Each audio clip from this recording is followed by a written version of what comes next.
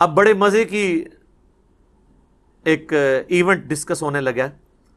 کلما دخل علیہا زکریا المحراب، جب کبھی بھی زکریا علیہ السلام محراب میں داخل ہوتے، یعنی وہ ایک محراب نما حجرہ بنا تھا جہاں حضرت مریم عبادت کرتی تھی، تو ان کے ٹیچر کے طور پر یہ خالو بھی لگتے تھے اور ایج ڈیفرنس بھی بہت زیادہ تھا اور پیغمبر بھی. جب کبھی وہ داخل ہوتے محراب میں، وجد عندہا رزقا، تو وہاں پہ وہ رزق پاتے. اللہ اکبر. وہ رزق ایک غیر معمولی رزق، یہ نہیں کہ کوئی آ کے نذرانہ چڑھا کے چلا جاتا تھا، ورنہ تو حضرت زکریا کو پتا ہوتا کہ یار یہ تو فلاں دے گیا ہے. بے موسمی پھل بھی ہوتے، موسم والے بھی، بڑے زبردست قسم کا فروٹ جو لگتا نہیں تھا کہ وہ قریب سے آ سکتا ہے. تو حضرت زکریا علیہ السلام نے ان سے پوچھا، قال یا مریم انا لکی ھذا، اے مریم یہ کہاں سے تیرے لیے یہ اتنا فروٹ آ جاتا ہے، ایسا رزق آ جاتا ہے. آپ ذرا پیری مریدی کے رشتے میں ذرا دیکھیں اس کو. پیر ہیں حضرت زکریا، اور دنیا کے بنائے ہوئے پیر نہیں، اللہ کے بنائے ہوئے پیغمبر. اور شاگرد بھی کوئی عام نہیں ہے، سیدہ مریم ہے. اور پیر اپنے مرید سے، مریدنی سے، یا اپنے سٹوڈنٹ سے پوچھ رہا ہے کہ یہ تیرے اوپر جو اتنا فضل و کرم ہے، خاص بے موسمی پھل ہیں، یہ کہاں سے آ گئے؟ آپ کے پاکستان کے مرید ہوتے تو کہتے ہیں حضور تو آڈی نگاہ مرشد ہے. ہاں، کیونکہ یہ تصوف کی لائن میں اللہ کا نام یوز ہوتا ہے، باقی فنا فی شیخ میں ہی ختم ہو جاتا ہے بندہ، فنا فی اللہ تک نہیں پہنچتا. قرآن میں تو فنا فی شیخ کا کوئی تعلق ہی نہیں قرآن کے ساتھ. قرآن میں رسول کی یا خلیفہ کی بیعت ہے، اور وہ بھی مشروط ہے اللہ کے ساتھ. رسول اللہ نے بھی بیعت لی نا حدیبیہ کے موقع پر، تو سورہ فتح میں آیا کہ اے نبی یہ جو تم سے بیعت تم لے رہے ہو نا جن کی، ان کے ہاتھوں پہ اللہ کا ہاتھ ہے. اور سورہ توبہ میں اللہ نے فرمایا کہ اللہ نے مومنین کی جانیں اور مال جنت کے بدلے میں خرید لی ہیں، ایسی بیعت پر خوشیاں مناؤ. بیعت کہتے ہیں بیچنے کو، بائے لفظ استعمال ہوتا ہے. انسان کسی انسان کے آگے اپنے آپ کو نہیں بیچ سکتا، صرف اللہ ہی ہے جس کے سامنے آپ بیچ سکتے ہیں. پیغمبر بھی آن دا بہاف آف گاڈ آپ سے بیعت لیتا ہے. یہاں تو کہتے ہیں نہیں، پہلے فنا فی شیخ ہوتا ہے، پھر فنا فی رسول ہوتا ہے، پھر یہ ہوتا ہے، فلاں یہ ہوتا ہے، کرتے کرتے کدھر تک لے جاتے ہیں. وہ فنا فی شیخ میں ہی مر جاتے ہیں. تو یہاں پہ شیخ پوچھ رہا ہے تو وہ مرید یہ نہیں کہہ رہا کہ حضور نگاہ مرشد ہے، حضور آپ کی ساری برکتیں ہیں، آپ کا ہی فیض ہے. نہیں، جواب جو ہے وہ بڑا عجیب ہے. ویسے قرآن و سنت کی جو ڈاکٹرن ہے اس میں بالکل یہی جواب دینا چاہیے، چاہے پیغمبر بھی سامنے موجود ہو نا، تو یہی کہنا چاہیے کہ یہ اللہ کا فضل ہے.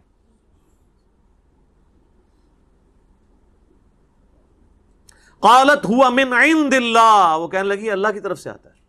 اللہ اکبر.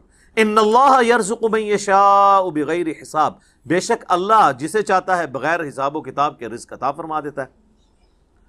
اب یہاں تو ہونا چاہیے تھا بھی تجھے بات کرنے کی تمیز نہیں ہے، میں نہیں اللہ کو مانتا، تو مجھے بتا رہی ہے کہ اللہ کی طرف سے، اللہ کی طرف ہی آتا ہے سارا کچھ، اللہ ہی کرتا ہے.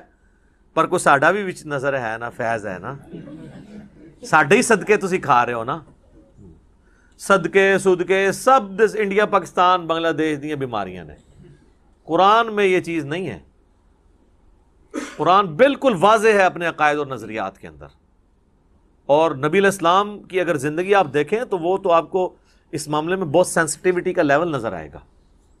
صحیح مسلم میں حدیث ہے، کتاب الجمعہ چیپٹر میں، جمعے والے چیپٹر میں، نبی علیہ السلام کے سامنے ایک صحابی نے خطبہ دیتے ہوئے کہا،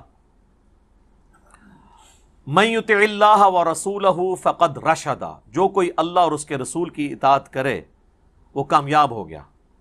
ومن یعصہما فقد غوا، اور جس نے ان دونوں کی نافرمانی کی وہ گمراہ ہو گیا. میرے بھائیو، اس جملے میں نہ تو کوئی لٹریچر کی خرابی ہے، نہ یہ آؤٹ آف کانٹیکسٹ ہے، کیونکہ بات اس سے سٹارٹ ہوئی ہے جو اللہ اور اس کے رسول کی اطاعت کرے وہ کامیاب ہو گیا، جو ان دونوں کی نافرمانی کرے وہ ناکام ہو گیا. کوئی خرابی اس میں نہیں ہے لٹریچر کی. لیکن نبی علیہ السلام کو اتنا غصہ آیا. آپ فرمایا بئس الخطیب انت، کتنا برا خطیب ہے تو. اور پھر آپ نے یعنی اس کو ایک تو غصہ نکالا، وَإِنَّكَ لَعَلَىٰ خُلُقٍ عَظِيمٍ، لیکن امام الموحدین بھی ہیں. یہ ڈانٹا ہے تو ڈانٹا ہے، اس کے باوجود اتنا لوگ جو ہے شرک کی طرف جا رہے ہیں. نہ ڈانٹا ہوتا تو کیا کر رہے ہوتے؟ آپ فرمایا تم کہو مَن يَعْصِ اللَّهَ وَرَسُولَهُ فَقَدْ غَوَىٰ، جو اللہ اور اس کے رسول کی نافرمانی کرے وہ گمراہ ہوا. تم نے یہ کیوں کہا کہ ان دونوں کی کرے؟ وہ آگے سے کہہ سکتا تھا یا رسول اللہ میں نے کوئی آپ کو اللہ مان کے تو نہیں کیا، میں آپ کو اللہ کا بندہ ہی سمجھتا ہوں، آپ کو میں غیر مستقل بذات سمجھتا ہوں. عطائی ہے وہی کہانیاں جو تمہیں کرائی جاتی ہیں، جو اسی بھی کراتے رہے اپنے کسی زمانے میں. اس زمانے میں یہ کہانیاں نہیں تھی.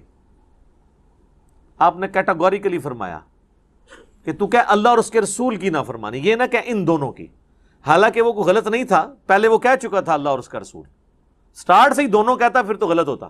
لیکن نبی علیہ السلام نے احتیاط کا یہ پہلو رکھا.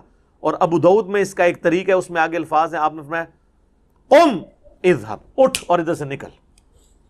اتنا غصہ.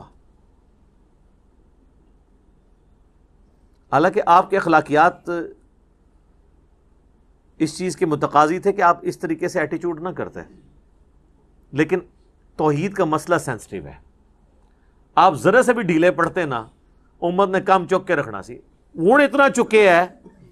صحیح بخاری میں حدیث ہے، دیکھنا میری شان کو اس طرح بلند نہ کرنا جس طرح نصارہ نے عیسیٰ ابن مریم کو بڑھا کے ڈیونٹی میں کلیم کر دیا. پھر بھی قوم باز نہیں آتی، کیا زمین و آسمان کی کلابیں ملاتی ہے. میں مفتی منیب الرحمان صاحب کے پاس بیٹھا ہوا تھا، 22 مارچ 2007 کی بات ہے، آلموسٹ 13 سال پہلے. تو مجھ سے فرمانے لگے کہ میں تو نعت خانوں کی مجلس میں جانا اب چھوڑ گیا ہوں، یہ شرکیاں نعتیں پڑھتے ہیں. میں حیران ہو گیا، جی مفتی منیب صاحب کہہ رہے ہیں شرکیاں پڑھتے ہیں.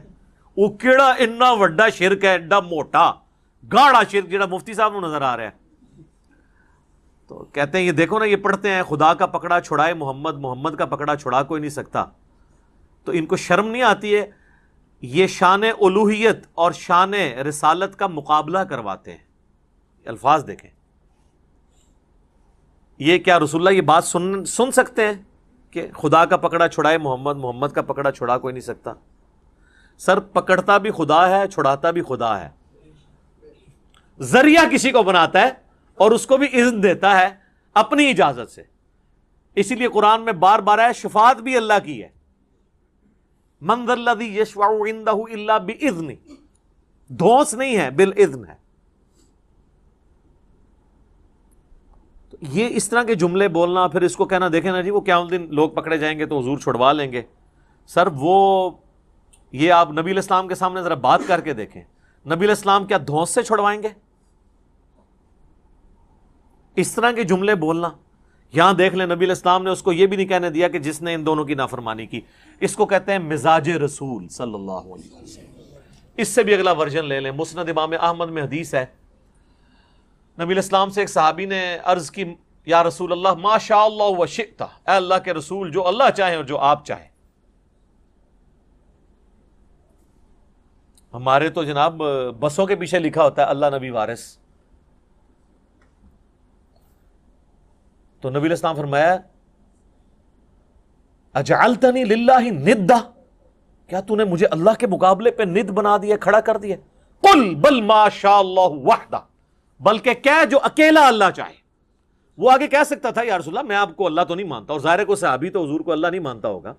یا رسول اللہ میں نے یہ کہا کہ اللہ کی مرضی سے ہی آپ بھی چاہ کے وہ جڑی ایڈی لمبی ایکویشن بنا دینا نا. اس زمانے چ کہانیاں نہیں سن پائی، بالکل 24 کیرٹ سونا تھا. اچھا کتابوں میں آج بھی ہے.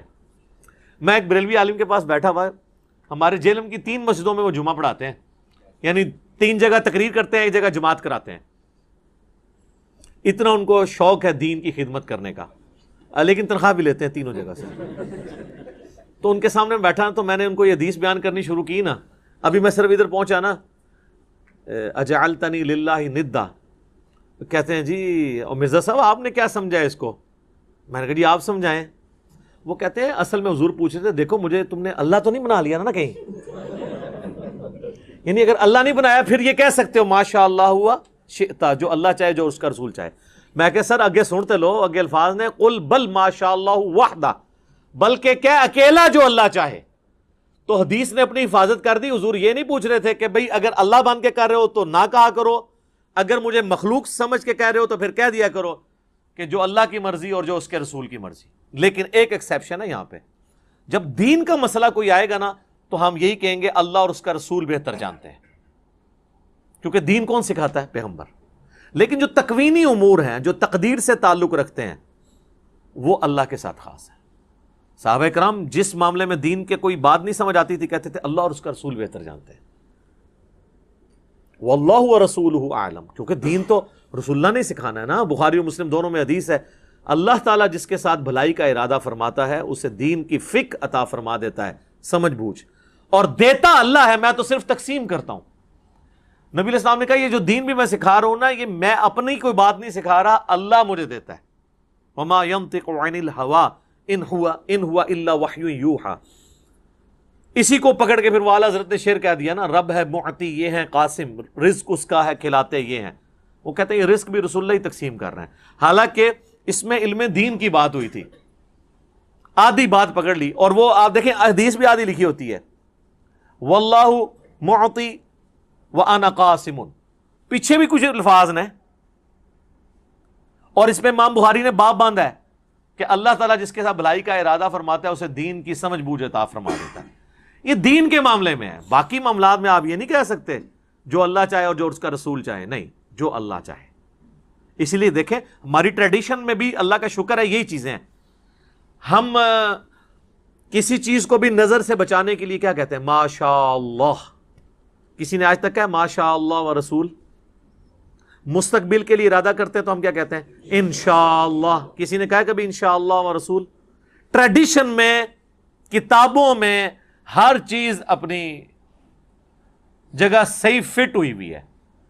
ہاں باقی پھر جب اس میں خرابیاں آنا شروع ہوتی ہیں تو پھر آپ دیکھیں اس میں تو پھر وہ پیر کو بھی بیچ میں ڈال لیتے ہیں.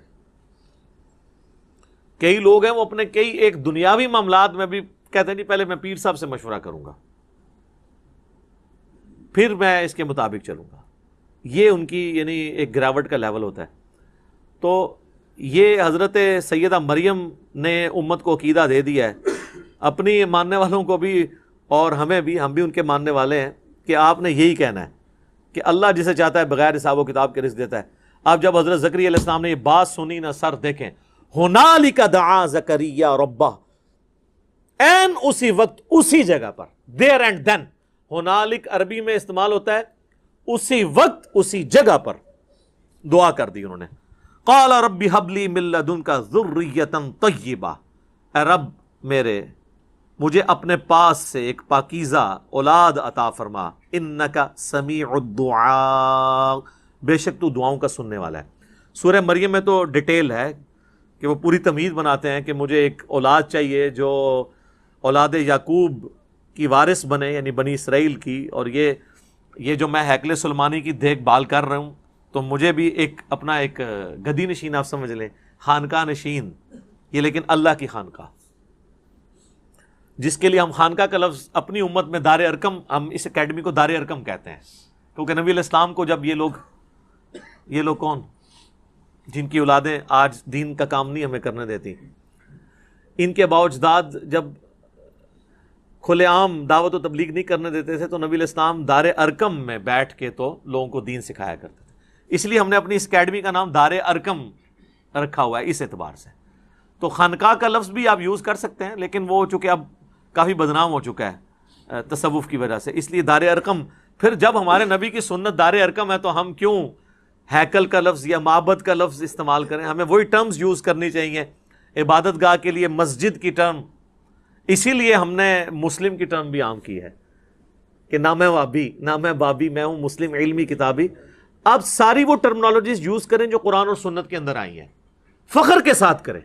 مؤمن, مسلم, مسجد, یہ سارے الفاظ استعمال کریں.